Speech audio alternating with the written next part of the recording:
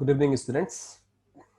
एक बार फिर से सी इरफान आपके साथ थियरी का एक क्वेश्चन कंटिन्यू करने के लिए। मैंने एक क्वेश्चन आपके साथ शेयर किया था एंड मैंने बताया कि थियरी कैसे आपको दिमाग में स्टोर करनी है, कैसे रिटेन करनी है आपके दिमाग में, खास करके एग्जाम टाइम पे। मैंने देखा है अच्छे अच्छे लोगों को, मैंने देखा है जैसा मैंने पहले बताया कि बहुत अच्छे अच्छे स्टूडेंट इस एग्जाम टाइम पे बेचारे स्टक हो जाते हैं। इवन मैंने बताया कि हमारे सीए फाइनल में भी ऐसा ही होता है कि बहुत सारे स्टूडेंट बेचारे ब्लैकआउट हो जाते हैं एग्जाम हॉल में जाने के बाद। उनको लगता है कि कुछ याद ही नहीं है। थियरी का सबसे बड़ा प्रॉब्लम है कि स्टोर करना बहुत डिफिकल्ट होता है दिमाग में। लेकिन आप याद रखना कि अगर आपने सिस्टमैटिक प्लान बना के रखा है थियरी का, थियरी रिटेन करने का सबसे बेस्ट मेथड होता है ना कि आप इसके पेपर पे कहीं चैप्टर का कंटेंट ब्रीफली लिख लिया करो। एक चैप्टर के लिए एक फिजिक्स पेपर, 4 ही क्वेश्चन होते हैं एक चैप्टर में, 4 से 5 मैक्सिमम। आप सिर्फ पॉइंट लिख लो, डेफिनेशन लिख लो। अगर आपने सिस्टमेटिक एक शीट बना के रखा है ना जिसमें आपने एक चैप्टर एक सप्लीमेंट पे लिख लिया है, ठीक है, आपके 8 ही टॉपिक है जिसमें से 2 टॉपिक ऑप्शन छोड़ दो, 6 टॉपिक है, हार्डली बोलता हूं आपके पास 15 पेज रहेगा। वही 15 पेज आप बार बार रिकैप करो, बार बार रिकैप करो। एग्जाम टाइम में 101% क्लिक होगा। अगर आप खुद पे कॉन्फिडेंट हो ना कि हाँ यार ये पॉइंट का सिर्फ क्वेश्चन देख के मुझे क्लिक हो जाता है कि हाँ ये इसका आंसर है, ये इसके पॉइंट्स है, तो आपका कमांड कॉन्फिडेंस लेवल बहुत अच्छा होगा। लेकिन स्टूडेंट बेचारा एग्जाम टाइम पे मैंने पूरा 150 पेज शफल करता है, इतना शफल करता है कि 1-2 पेज तो उसमें फट भी जाता है, लेकिन फिर भी शफल किया जा रहा है और कंफ्यूज होते जा रहा है कि मेरा पॉइंट मिक्सअप होते जा रहा है। आपने प्लानिंग किया ही नहीं ना, तो आप स्टक हो जाओगे। इसके लिए थियरी में सबसे जरूरी होता है आपकी प्लानिंग। अगर मैं बोलूं कि मैं एंड डे पे आपको उसी में ना पूरे 500 पॉइंट रिकैप करके दूंगा एक ही शॉट में, 1 घंटे के अंदर आप बोलोगे तो मैं 1 घंटे के अंदर आपको 500 पॉइंट याद करा के दे दूंगा, यानी रिकैप करके दे दूंगा। वो एक ट्रिक है, वो एक मेथड है। मुझे पता है कि मेरे एक टॉपिक में 50 पॉइंट है या 60 पॉइंट होता है मैक्सिमम। अगर मैं 8 टॉपिक भी पकड़ू ना तो 6 8 48, 480 पॉइंट ही होता है। मैं एक एक टॉपिक का 60-60 पॉइंट दिमाग में रख सकता हूं क्योंकि मेरे पास वो ट्रिक है। आइदर कुछ लॉजिकल कर्ली ब्रैकेट होगा, नहीं तो फिर कोई कीवर्ड होगा। मैं इजिली हर चैप्टर के हर क्वेश्चन को रिकैप कर सकता हूं। तो जब तक आप कोई टेक्निक नहीं फ्रेम करते, थियरी आपके लिए एक बहुत बड़ा बर्डन है। मैंने बताया कि आप अगर प्रोफेशनल एग्जाम में जाओगे तो भी आपको थियरी और प्रैक्टिकल दोनों में बैलेंस मेंटेन करना है, ठीक है।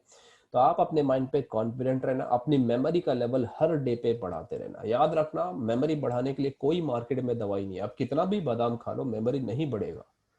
कुछ लोग बोलते हैं कि बादाम खाने से मेमोरी बढ़ता है, बिल्कुल ऐसा नहीं है। अगर ऐसा रहता तो बादाम बहुत महंगा हो जाता एग्जाम के टाइम, लेकिन एग्जाम के टाइम पे भी वही भाव है उसका। मतलब बादाम से तो मेमोरी नहीं बढ़ता है, कोई दवा बनी ही नहीं मेमोरी बढ़ाने के लिए।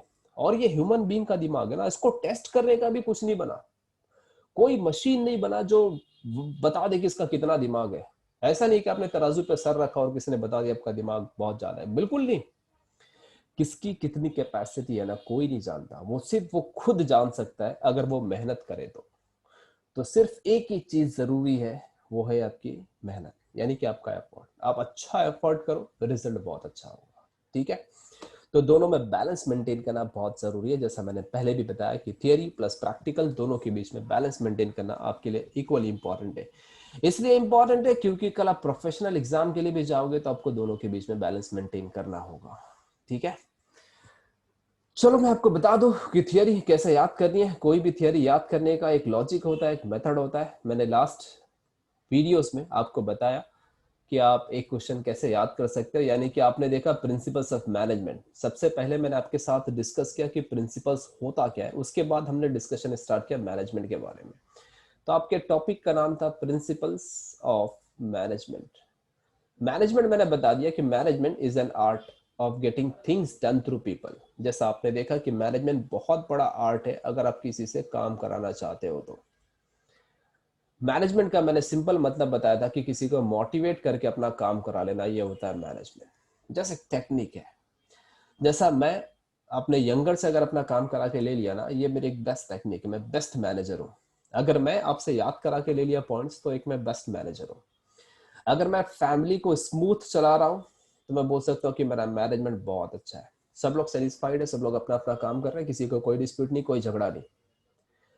आप अपनी लाइफ से इंटरनली सेटिस्फाई हो कि हाँ यार मेरा सब काम टाइम पे हो जाता है, मुझे कोई टेंशन नहीं है, आप बेस्ट मैनेजर हो अपने लाइफ के। उससे थोड़ा सा आगे बढ़ो, आप अपनी फैमिली को प्रॉपरली लेके एक साथ चलते हो, आप बेस्ट मैनेजर अपने लाइफ के। कल आप किसी बड़े ऑर्गेनाइजेशन में गए, कॉर्पोरेट में, और वहां पे सबके साथ मिलजुल के काम कर रहे हो, तो सोच लेना आपका मैनेजमेंट स्मूथ है। तो प्रिंसिपल जो डिसिप्लिन रूल, या मैं सब बोल सकता हूँ आपका पाथ, या एक फंडामेंटल ट्रुथ, अगर आपका वो स्ट्रांग है, आप अपने आप पे अड़े रहते हो कि हाँ ये मेरा प्रिंसिपल्स है। जैसे ऑफिस में मुझे टाइम पे पहुंचना है, मुझे वर्क टाइम पे कंप्लीट करना है, मेरा गोल अचीव होना चाहिए, ये सब आपके बेसिक प्रिंसिपल्स है। अगर वो सब प्रिंसिपल्स आप फॉलो करते हो तो डेफिनेटली बोलता हूं आपका काम बहुत स्मूथ होगा। ना आप किसी को डिस्टर्ब कर रहे हो, ना दूसरा आपको डिस्टर्ब करेगा।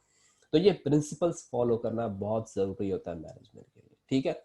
इसके ऊपर मैंने सबसे पहले आपको फीचर्स बताया था, शॉर्टकट मैंने लिखा था पबजी करके, एंड उसके आगे मैंने शॉर्टकट दिया था फेसबुक, ठीक है। ये दोनों से आपने एक क्वेश्चन क्रैक कर लिया। अब मैं सेकंड क्वेश्चन को भी एक शॉर्टकट से ही क्रैक करने जा रहा हूं, जिसका नाम है need and importance of principles of management. याद रखना आपके लाइफ में प्रिंसिपल्स ऑफ मैनेजमेंट बहुत इंपॉर्टेंट है। आपको प्रिंसिपल्स फॉलो करने, बिना प्रिंसिपल्स फॉलो किए आप एक सिग्नल भी क्रॉस नहीं कर सकते ना गाड़ी लेके। अगर आपने सिग्नल क्रॉस कर दिया, रेड सिग्नल को क्रॉस किया, तो आपको फाइन पे करनी पड़ेगी। जैसे मैंने बताया कि आजकल तो ये भी चल रहा है कि अगर आप मास्क नहीं लगाए हो और पब्लिक प्लेस पे निकल गए तो आपको 200 रुपया फाइन या 500 रुपया फाइन। यानी रूल्स डिसिप्लिन होनी चाहिए। अगर खुद से फॉलो कर रहे तो बहुत अच्छा है, वरना कोई पीछे आपके हंटर लेके खड़ा रहेगा कि आपको फॉलो करना ही है, अदरवाइज आपको पेनल्टी आ जाएगी, ठीक है। तो देखा जाए कि अपना क्या इंपॉर्टेंस है प्रिंसिपल्स ऑफ मैनेजमेंट का, मैं आपके साथ क्वेश्चन नंबर 2 स्टार्ट करने जा रहा हूं, importance of principles of management. याद रखना ये चैप्टर खत्म होने पे पूरे 50 पॉइंट की लिस्ट बन जाएगी कि 50 पॉइंट आपको कैसे याद रखना है, जिसमें से सबसे पहला था, मैं आपको हाईलाइट करके बता देता हूं कि आपका सबसे पहला था प्रिंसिपल्स ऑफ मैनेजमेंट का फीचर्स।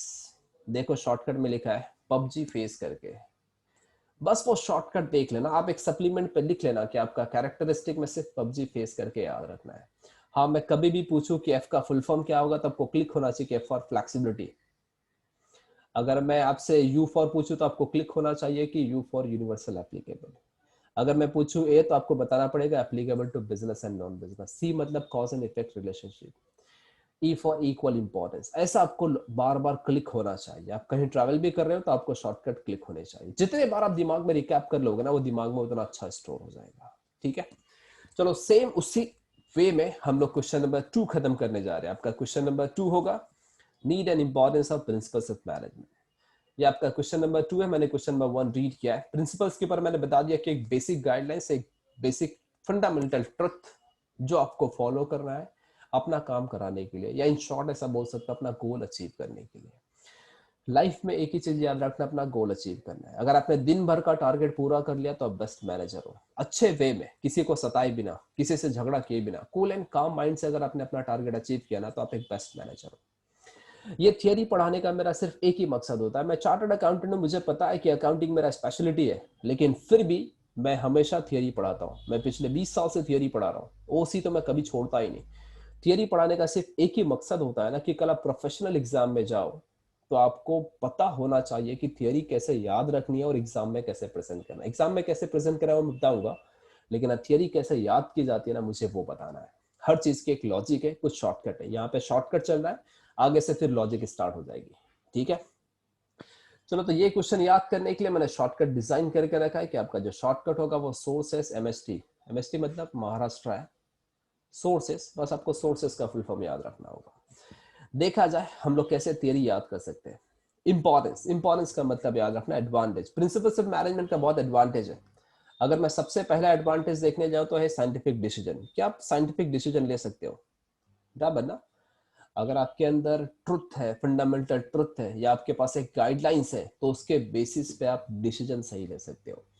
जैसे अगर मैं बोलूं कि आपके लाइफ में एम क्लियर नहीं है, तो आप कैसा डिसीजन ले पाओगे? कभी कभी ऐसा होता है कि आप ध्यान कभी अपने ऊपर एक्सपेरिमेंट करके देखना कि अगर बाई चांस आपने कोई प्लान नहीं बनाया, जैसे लॉकडाउन में तो आपका वैसे भी कोई प्लान नहीं है, आप सो के उठो पूरा दिन निकल जाता, आपको पता ही नहीं चलता कि दिन कैसे निकल गया, आपने कोई डिसीजन लिया ही नहीं है। लेकिन अगर आपने डिसीजन ले लिया कि मुझे सीए करना है, सीएमए करना है, या सीएस करना है, आपकी नींद उड़ जाती है। आप हमेशा उसको सर्च करते हो कि सीए में कौन सा सब्जेक्ट इंपॉर्टेंट है, गूगल पे जाके सर्च करते हो, यूट्यूब पे सर्च करते हो, आप उसके बारे में इंफॉर्मेशन निकालते रहते हो कि यार मेरा करियर कैसे बन जाए, क्योंकि आपने डिसीजन लेके रखा है, आप अपनी डिसिप्लिन फॉलो कर रहे हो। लेकिन अगर आपके अंदर प्रिंसिपल्स नहीं है तो आप में और एनिमल्स में कोई फर्क नहीं है। याद रखना, एनिमल्स और ह्यूमन बीइंग में यही तो फर्क होता है। हमारा ह्यूमन बीइंग में ना डेट डिसाइडेड होता है कि आज करना क्या है, हमको पता होता है कौन सा दिन है। एनिमल्स में ऐसा कोई डिसीजन नहीं होता, क्योंकि वो एनिमल है, उसको बेचारे को पता ही नहीं है कब क्या कैसे करना है, उसको बिल्कुल नहीं आइडिया रहेगी। लेकिन एक ह्यूमन बीइंग अपना प्लान बना के चलता है। तो आप हमेशा याद रखना कि आपका टारगेट सेट हो। अगर आपने प्रिंसिपल सेट किया तो ही आप डिसीजन ले सकते हैं, अदरवाइज आपका पूरा दिन, पूरा महीना, पूरा साल ऐसे ही वेस्ट हो जाएगा। आप ठीक एनिमल्स के जैसे ही हो जाओगे कि आप बिल्कुल एमलेस हो, आपका कोई एम है ही नहीं। तो लाइफ में एम बहुत जरूरी है, कोई भी काम करो एम के हिसाब से करो। अगर डिसिप्लिन होगी तो आपका डिसीजन बहुत पावरफुल होगा, साइंटिफिक डिसीजन होगा, सोच समझ के आप डिसीजन लोगे, हर सिचुएशन को जज करने के बाद आप डिसीजन लोगे। सेकेंड आपका है ऑब्जेक्टिव अप्रोच। आपका जो अप्रोच होगा लाइफ में ना बहुत ऑब्जेक्टिव होगा। ऑब्जेक्टिव का मतलब याद रखना गोल ओरिएंटेड। अगर आप प्रिंसिपल्स फॉलो कर रहे हो ना तो आपका गोल क्लियर है।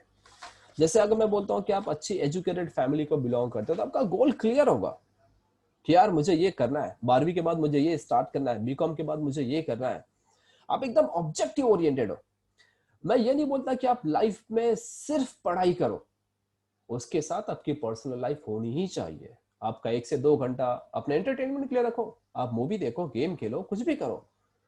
लेकिन आप 24 घंटे में से 18 घंटा टाइम पास करते हो, 6 घंटा सो जाते हो, अपने करियर को फोकस नहीं करते हो, ये गलत अप्रोच है।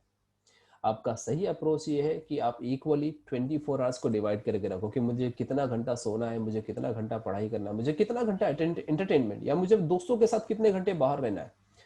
ये सब कुछ क्लियर होना चाहिए। तो अगर डिसिप्लिन होगी तो आपका अप्रोच, आपका जो देखने का नजरिया है वो बहुत क्लियर होगा, गोल क्लियर होगा।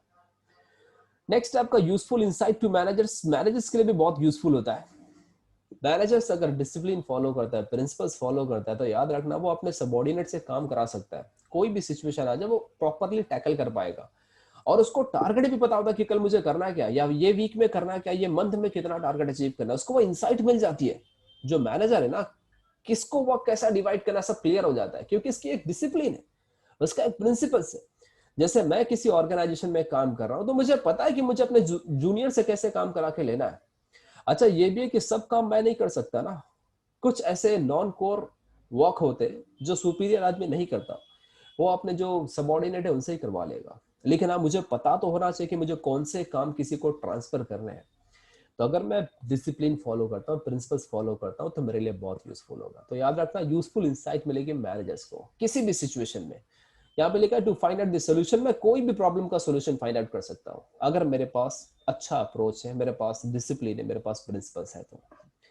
नेक्स्ट है रिसर्च एंड डेवलपमेंट। एक मैनेजर हमेशा याद रखना रिसर्च एंड डेवलपमेंट भी कर सकता है। अगर उसके अंदर प्रिंसिपल्स है तो वो R&D कर सकता है, यानी कि research and development. Research and development का मतलब हमेशा कोई ना कोई नई टेक्निक लेके आएगा एक प्रॉब्लम को सॉल्व करने की। आप भी याद रखना लाइफ में आपके पास एक नई टेक्निक होनी चाहिए कोई भी प्रॉब्लम सॉल्व करने के लिए। हाँ लाइफ में एक चीज ये भी याद रखना कि आपके लाइफ में प्रॉब्लम्स आएंगे। ह्यूमन बीइंग हो ना, प्रॉब्लम तो आना ही आना है।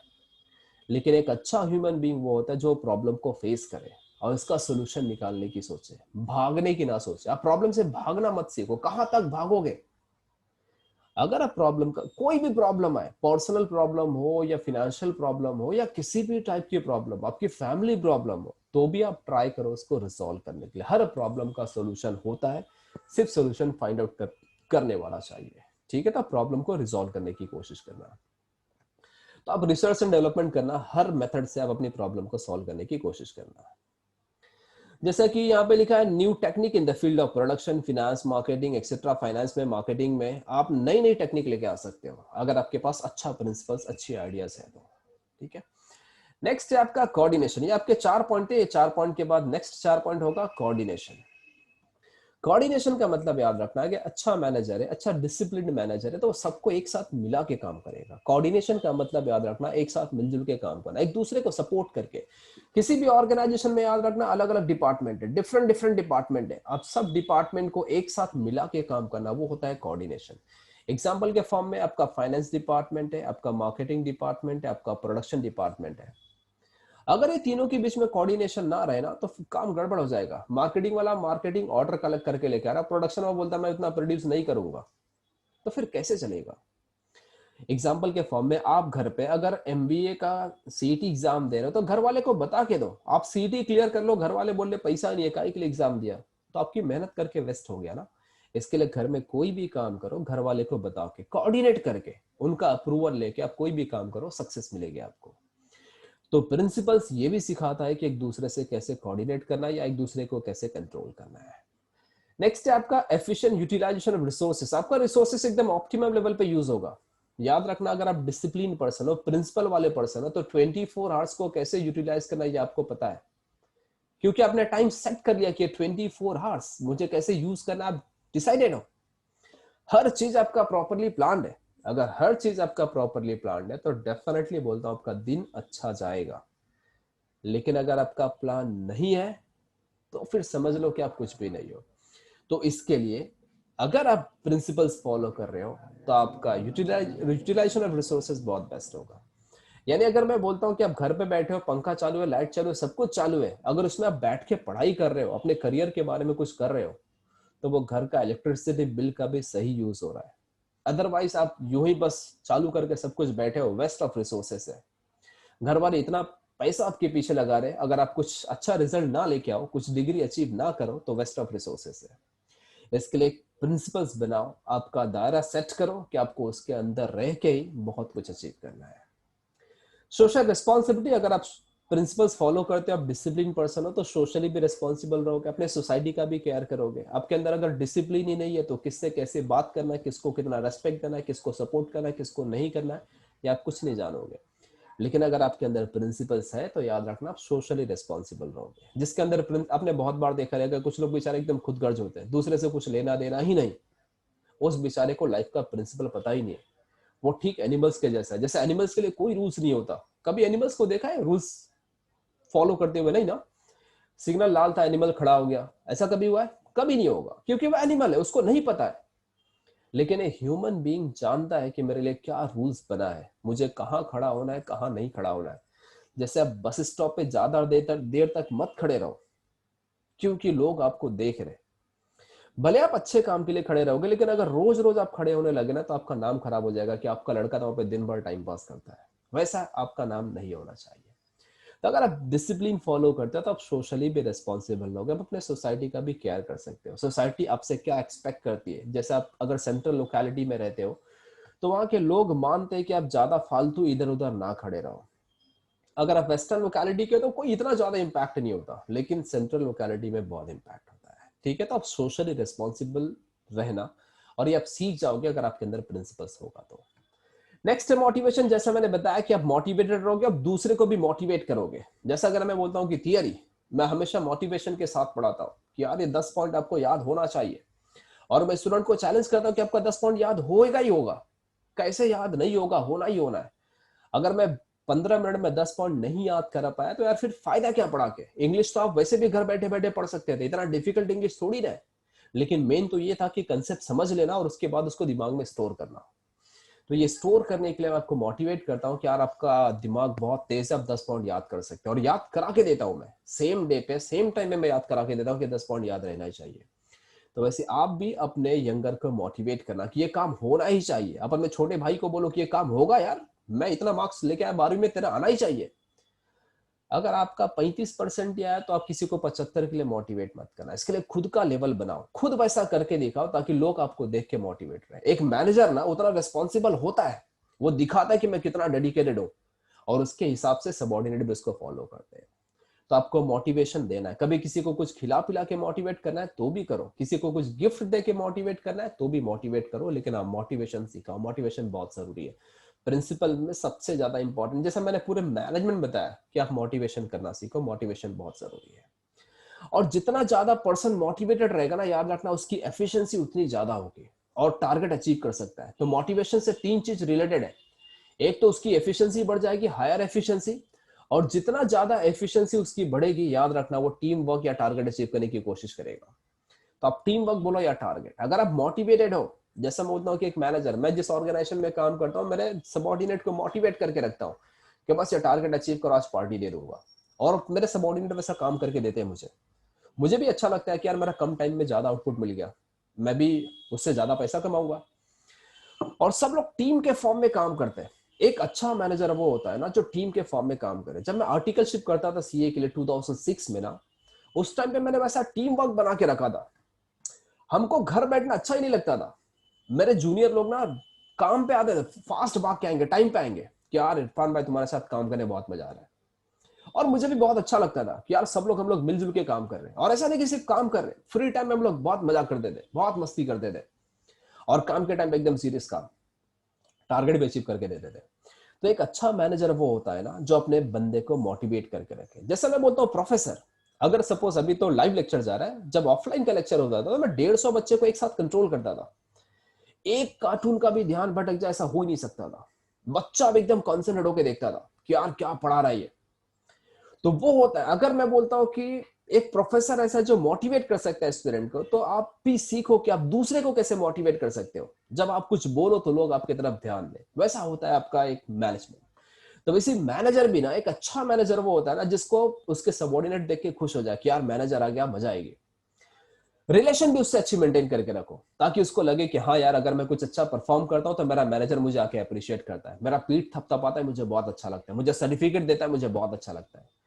आप सिर्फ किसी की पीठ थपथपा दिया ना, उससे वो एम्प्लॉय का मॉरल बूस्ट हो जाता है, वो आपके लिए कुछ भी करने के लिए रेडी है। आपका सिर्फ पीठ थपथपाना, एक सर्टिफिकेट बना के दे दो उसको, बोलो कि आपने अच्छा काम किया है। वो सर्टिफिकेट बनाने में 1-2 रुपया लगता है, लेकिन वो सर्टिफिकेट ना घर पे ले जाके सबको दिखाता है कि मेरे को कंपनी से सर्टिफिकेट मिला है। आपका थोड़ा सा खर्चा किसी की जिंदगी बदल देता है, और आपका काम भी होता है, आप आउटपुट भी अचीव कर रहे हो। तो हमेशा याद रखना, अगर आप प्रिंसिपल्स फॉलो करते हो तो लास्ट के 3 पॉइंट तो याद रखना, पूरे मैनेजमेंट में आएंगे कि आप हमेशा किसी को मोटिवेट करके काम कराओ, उसकी एफिशिएंसी हाई रखो और टीम वर्क के हिसाब से काम कराओ। अगर मैं बोलता हूँ किसी क्रिकेट टीम का कैप्टन अच्छा नहीं है, जैसे मैं न्यूजीलैंड की या मैं इंडिया की, चलो थोड़ा क्लैश भी कभी कभी हो जाता है, या साउथ अफ्रीका की या ऑस्ट्रेलिया की, न्यूजीलैंड का आप कैप्टन देखना, last world cup final England के साथ फाइनल चल रहा है, और वो वर्ल्ड कप में सुपर ओवर होने के बाद उसने उस बैट्समैन को भेजा जिसने पूरी सीरीज में परफॉर्म नहीं किया, बट फिर भी उसके ऊपर भरोसा रखा कि जाओ तुम ही खेलोगे, जिसकी वजह से न्यूजीलैंड बेचारी हार गई।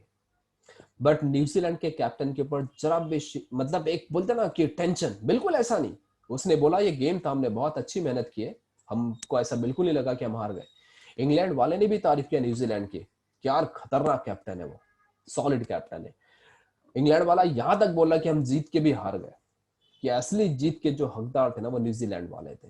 तो ये होता है एक अच्छा कैप्टन या एक अच्छा मैनेजर या फैमिली का एक अच्छा हेड, जो सबको एक साथ लेके चले, खुशी के साथ लेके चले, कोई रंजिश ना हो।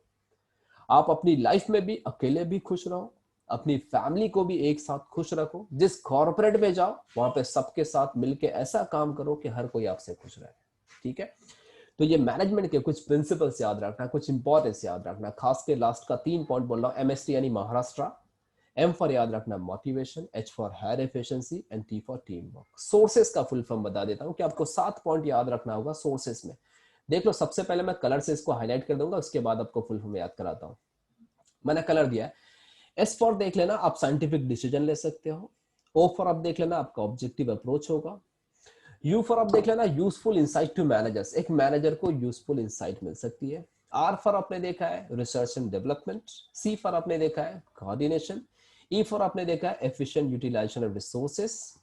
एंड नेक्स्ट आपने एस फॉर देख लेना, सोशल रेस्पॉन्सिबिलिटी, अगर आप प्रिंसिपल्स फॉलो करोगे तो आप सोशली रेस्पॉन्सिबल भी रहोगे। एमएसटी का तो मैंने फुल फॉर्म बता दिया कि आप मोटिवेटेड हो, किसी को मोटिवेट कर रहे हो, higher efficiency and teamwork में काम कर रहे हो। तो दोनों क्वेश्चन का फुल फॉर्म याद रखना। एंड में मैं आके सिर्फ इतना ही बोलूंगा कि थियरी पढ़ो तो हर डे पे आप ट्राई करना उसको फिजिक्स के पेपर पे कहीं कोट करने के लिए आपके पॉइंट्स, तो ही आप उसमें कुछ अचीव कर पाओगे। और थियरी पढ़ने का सिर्फ या पढ़ाने का मेरा एक ही मकसद है कि आपकी पर्सनल लाइफ चेंज हो जाए, आप अपने बिहेवियर में इतना ज्यादा चेंजेस लाओ कि कोई देख के आपको खुश रहे। एक ह्यूमन बीइंग वही होता है जिसको देख के लोग खुश रहे, या जिससे लोग खुश रहे। आपके सबॉर्डिनेट आपसे खुश रहे, आपके घर वाले आपसे खुश रहे, बस इतना ही है। थियरी इसीलिए पढ़ो कि आपका बिहेवियर चेंज हो जाए, लोगों को एहसास हो कि यार मेरा बेटा कुछ पढ़ रहा है, क्या फॉलो कर रहा है, एकदम प्रॉपर अप्रोच, सुबह उठने का टाइम एकदम बराबर है, उसको उठाना नहीं पड़ता, खुद से उठ जाता है, खुद से पढ़ाई करता है, हमको बोलना भी नहीं पड़ता। तो ऐसा आपका बिहेवियर होना चाहिए थियरी पढ़ने में, ठीक है। तो ये 10 पॉइंट मैं एकदम ब्रीफ में लास्ट में आके लिख रहा हूं, देखा जाएगा आप सही रिकैप कर पाओगे या नहीं, इंक्लूडिंग क्वेश्चन नंबर 1 का भी मैं पॉइंट लिख देता हूं, ठीक है। चलो देखा जाए, मैं ये इरेज कर देता हूं, इरेज करने के बाद मैं क्वेश्चन नंबर 1, सबसे पहले मैंने शॉर्टकट लिखा था पबजी करके, देखा जाएगा पबजी का फुल फॉर्म बना पाओगे या नहीं। पबजी फेस करके लिखा था और यहाँ पे मैंने सिर्फ सोर्सेस लिखा है, देखा जाए आप ये पॉइंट रिकैप कर लोगे या नहीं कर लोगे। पबजी, उसके बाद मैंने फेस लिखा था, यहाँ पे जो मैं लिख रहा हूँ सोर्सेस एमएसटी, तो आपको लास्ट में चेक करना पड़ेगा कि आप फुल फॉर्म याद कर पाओगे कि नहीं। सबसे पहला है scientific decision, objective approach, useful to managers, R for याद रखना research and development, C for coordination and control, E for efficient utilisation of resources and social responsibility. ये आपके 7 पॉइंट हो गए। एमएसटी, एमएसटी का मतलब याद रखना महाराष्ट्र होता है, लेकिन हमारा एमएसटी का मतलब होगा मोटिवेशन, एच फॉर आपकी higher efficiency and T for क्या होगा, टीम वर्क। तो आपको ऐसे शॉर्टकट में 10 पॉइंट याद रखने 15 मिनट के अंदर, इसको फुल के पेपर पर कहीं सेपरेट लिख लेना। क्वेश्चन नंबर 1 था आपका पबजी के हिसाब से, एंड क्वेश्चन नंबर 2 है सोर्सेस एमएसटी, ठीक है। ये 2 क्वेश्चन थे आपके थियरी के। आपकी खुद की भी लॉजिक हो, अगर आपको लगे कि आप पॉइंट को किसी और वे में अरेंज कर सकते हैं, लॉजिकल वे में या कोई दूसरे शॉर्टकट की में, आप अरेंज करो, क्योंकि एग्जाम आपको ही लिखना है, लेकिन अरेंज होने चाहिए और फिर इसके पेपर पर कहीं सेपरेट लिखे जाने चाहिए, तो ही आप इसमें कुछ अचीव कर पाओगे, अदरवाइज नहीं, आपके लिए डिफिकल्ट हो जाएगा, ठीक है। तो ये था आपका क्वेश्चन नंबर 2। टोटल 5 क्वेश्चन आपको याद रखने, जिसमें से हम लोग ने क्वेश्चन नंबर 1 खत्म किया, question number 2 principles of management बहुत जरूरी है, आपके लाइफ में प्रिंसिपल्स होना चाहिए। मैनेजमेंट का मतलब it's an art of getting things done through others, definition याद रखना, इट्स अ गाइडिंग रूल और लॉ फॉर मैनेजरियल एक्शन, ठीक है। चलो ऑल द बेस्ट, अच्छे से थियरी पढ़ो, एंजॉय करके थियरी पढ़ो, अपने लाइफ में कुछ प्रिंसिपल्स लेके आओ, अपने डिसिप्लिन कुछ बनाओ, घर वाले को लगे कि आपने अपने आप को बदल दिया है, तो फिर मेरे थियरी पढ़ाने का कोई मतलब निकलेगा, यानी कि कुछ मुझे ऐसा फील होगा कि हाँ मैंने कुछ पढ़ा है। अदरवाइज इतनी थियरी सुनने के बाद अगर आप अपने लाइफ में कुछ चेंजेस ना लेके आ सको तो उसका कोई मतलब नहीं है थियरी पढ़ के, ठीक है। चलो ऑल द बेस्ट, अगले वीडियो में मिलेंगे क्वेश्चन नंबर 3 के लिए। मैं सेशन एंड कर देता हूं, हम लोग अगले वीडियो में वापस से क्वेश्चन नंबर 3 स्टार्ट करेंगे, लेकिन आप ट्राई करना कि आपको 2 क्वेश्चन याद रहे, ठीक है। चलो ऑल द बेस्ट।